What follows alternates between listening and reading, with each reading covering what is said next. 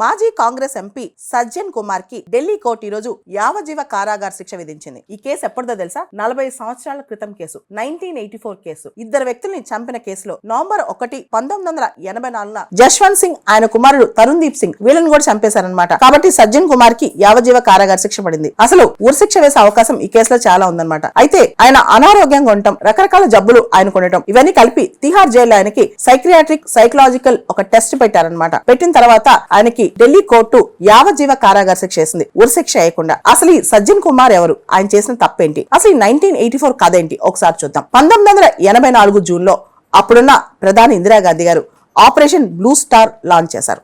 దీనికి ప్రతీకారంగా, దీనికి రివెంజ్ గా ఆవిడ బాడీ గార్డ్స్ ఇద్దరు, సత్వంత్ సింగ్, బియాన్ సింగ్, ఆవిడ ప్రైమ్ మినిస్టర్ గా ఉన్న కాలంలోనే, అంటే అక్టోబర్ 31, 1984 సంవత్సరంలో ఆవిడని కాల్ చంపారు.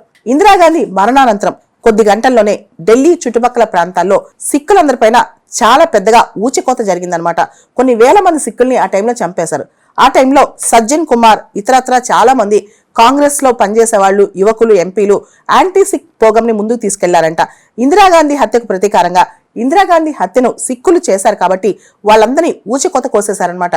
ఈ టైంలో చాలా మందిని చంపారు. జశ్వంత్ సింగ్, ఆయన కుమారుడు తరుణ్ దీప్ సింగ్ వీళ్ళని కూడా చంపేశారనమాట.